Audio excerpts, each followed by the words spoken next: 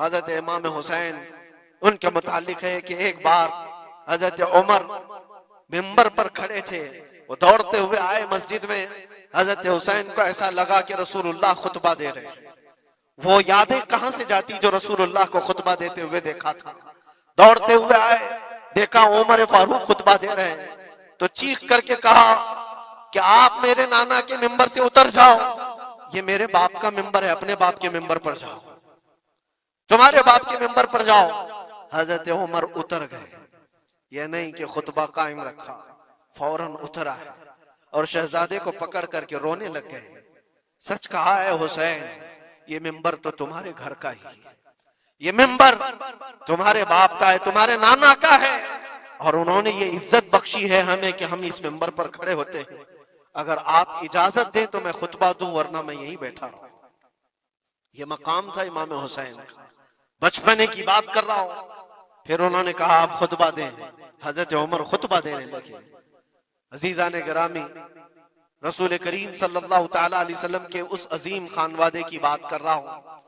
دنیا نے امام حسین کی داستانیں کربلا کی بہت سنائی، اور ہم بھی سناتے رہے اور سنتے بھی رہے۔ وہ تو آخری وقت کی قربانیاں ہیں، جب آپ کی زندگی پاک تمام ہونے کو آئی اس وقت تو کربلا میں پہنچے، لیکن آپ کی ابتدائی زندگی اور آپ کی جوانی، یہ سب معاملات ہر نوجوان کے سامنے ہونا چاہیے۔ اگر نوجوان آج ہمارا یہ کہتا ہے کہ میرا آئیڈیل حسین ہے، تو اس کو حسین کی زندگی پڑھنا چاہیے۔ اگر وہ پڑھے گا تو یزیدیوں کی طرح جینا چھوڑ دے گا، جینے کا طریقہ یزیدیوں کی طرح اور نعرے حسین کے ہوں تو یہ زمین و آسمان کا فرق ہے میرے عزیزوں۔ سیدنا امام حسین رضی اللہ تعالیٰ عنہ کے گھرانے کی بات میں آپ کو کہوں۔ ایک بار حضور پاک صلی اللہ تعالیٰ علیہ وسلم حضرت فاطمہ کے گھر تشریف لائے تھے۔ یہ کون سا وقت تھا میں آپ کو بتاؤں، بچے دونوں بیمار تھے، امام حسن اور امام حسین۔ تو حضرت فاطمہ نے منت کر لی تھی کہ اگر یہ بچے صحت یاب ہو جائیں تو 3 روزے رکھیں گے۔ حضرت علی نے بھی منت کر لی، تو اس کے بعد بچے صحت یاب ہو گئے تو روزے رکھے۔ حضرت علی رضی اللہ تعالیٰ عنہ، داماد رسول، اسد اللہ الغالب، شیر خدا جن کو کہتے ہیں، فاتح خیبر شکن اور فاتح خیبر، سیدنا علی ابن ابی طالب رضی اللہ تعالیٰ عنہ ایک کھجوروں کے باغیچے میں کام کیا کرتے تھے، اور مزدوری میں صرف 2 درہم آپ کو ملتے تھے۔ وہ 2 درہم ایسے کہ اس سے مدینے میں اتنا آٹا ملتا تھا جس سے 5 روٹیاں بن سکتی تھی۔ یہ دن کی مزدوری تھی ان کی، دن بھر کام کر کے آتے، روزہ رکھ کر کے گئے تھے، کام کر کے 2 درہم مزدوری میں لے آئے، اور اس کے بعد آٹا خرید کر لائے اور کہا فاطمہ روٹیاں بنا لو۔ 5 لوگ تھے گھر میں، حضرت فاطمہ، حضرت علی اور آپ کی ایک کنیز فضہ، اور حضرت حسن اور حسین رضی اللہ تعالیٰ عنہ۔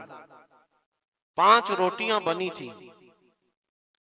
اور شام میں افطار کے لیے بیٹھے تھے، تو عین افطار کے وقت ایک مسکین دروازے پر آتا ہے، وہ کہتا ہے یہ اہل بیت کا گھرانہ ہے، میں بہت بھوکا ہوں، کیا مجھے کچھ کھلایا جا سکتا ہے؟ حضرت فاطمہ نے 5 روٹیاں اٹھا کر اس کی جھولی میں ڈال دی، ایک بھی نہیں رکھا، اور پانی پی کر افطار کر لیا۔ کیا یہ کر سکتا ہے ہم میں سے کوئی؟ افطاری کے وقت ہمارے سامنے رکھا ہوا سامان ادھر سے ادھر ہونے نہیں دیتے۔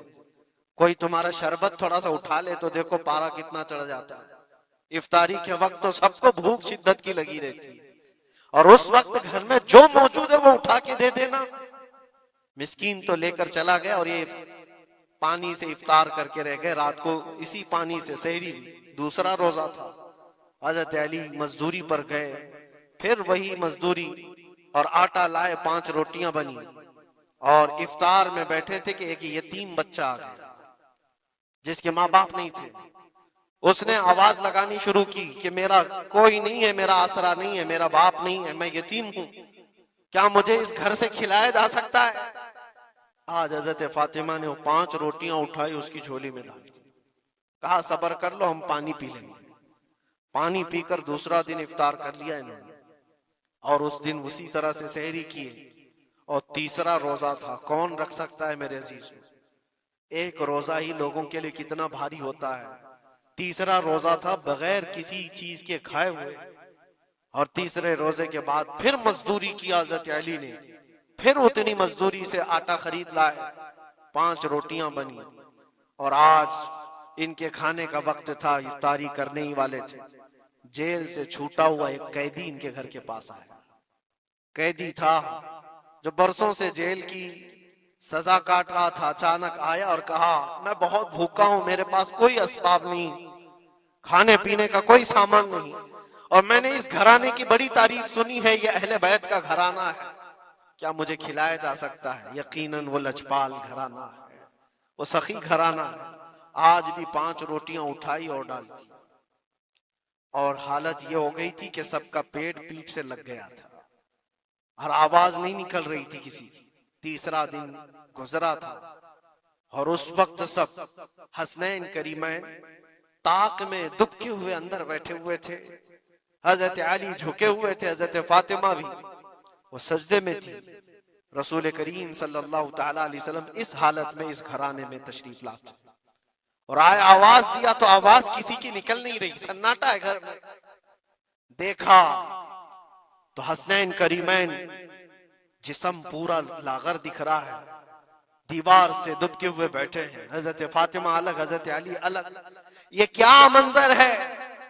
یہ اہل بیت وہ ہے جو فاقہ کرتے تھے لیکن شکایت کسی کے پاس کرتے نہیں تھے. یہ نہیں کہ ہمارے گھر میں کچھ نہیں ہے, کبھی نہیں کہا.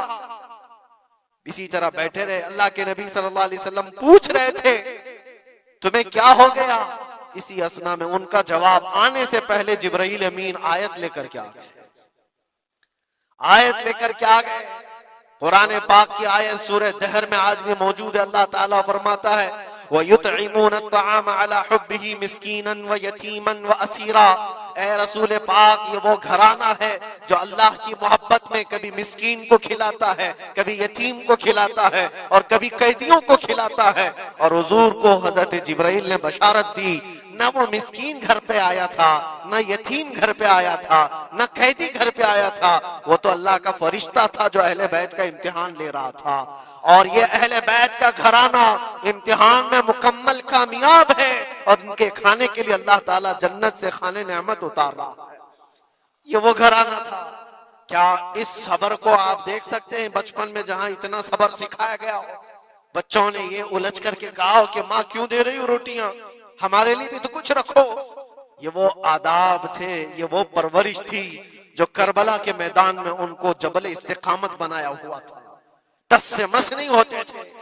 یہ اچانک آئی ہوئی پرورش نہیں تھی, اچانک ملی ہوئی تربیت نہیں تھی, ان کی گٹھی میں گھول کر کے پلائی گئی ہوئی تربیت تھی. حسنین کریمین کو یہ صبر و استقامت ان کی ماں اور ان کے باپ نے اس وقت سے دیا ہے جب ابھی وہ شعور کی آنکھیں کھول رہے تھے. عزیزان گرامی وقار, استقامت کس کو کہتے ہیں؟ یہی ایک جملہ, ایک لفظ یاد کر لو, بس کافی ہے. آج میرا میسج اتنا ہی. استقامت ہے صرف اور صرف ظلم سہ کر کے مر جانا, یہ کوئی کمال کی بات نہیں. ظالم کے سامنے ڈٹے رہنا اور حق بات کا اعلان کرنا, یہ استقامت ہے. اور یہ ساری کرامتوں سے بڑھ کر کے ہے. ساری کرامتیں, جو بھی ولی کرامت دکھاتا ہے وہ نبوت کا پرتو ہوتا ہے, معجزے کا پرتو ہوتا ہے. نبی معجزہ دکھاتے ہیں. معجزہ کیا ہے؟ ایسا کام جو عام انسان نہیں کر سکتا. جیسے حضرت موسیٰ علیہ السلام نے اپنے لکڑی کو زمین پر ڈالا تو وہ سانپ بن گیا, اژدھا بن گیا. حضرت عیسیٰ علیہ السلام مٹی کے پرندے کو پھونک مارتے تھے تو وہ اڑ جاتا تھا. یہ معجزہ ہے. اور ولی سے جو کام صادر ہوتا ہے ایسا جو عام انسان نہیں کر سکتا, اس کو کیا کہتے ہیں؟ کرامت. ولی سے کرامت ثابت ہوتی ہے. بہت سارے اولیاء کرام سے کرامتیں صادر ہوئی. سرکار غوث پاک رضی اللہ تعالیٰ عنہ کی کرامتیں بہت ہیں. سرکار غریب نواز کی کرامت سے, بہت سارے اولیاء کرام کی بہت سی کرامتیں. انہوں نے کبھی پانی پر اپنے مصلے بچھائے, کبھی ہواؤں میں چل کے دکھائے, یا پھر محیر العقول کام جو عام انسان کی سمجھ میں نہ آئے. یہ سب کرامتیں دیکھ کر انسان حیرت میں آ جاتا ہے, ایسا کیسے؟ اور آج بھی سارے لوگ اسی چکر میں باباؤں کے پیچھے گھومتے رہتے ہیں کہ کوئی چمتکار دکھ جائے, چمتکار نظر آ جائے. चमत्कार देखने के लिए इंसान पागल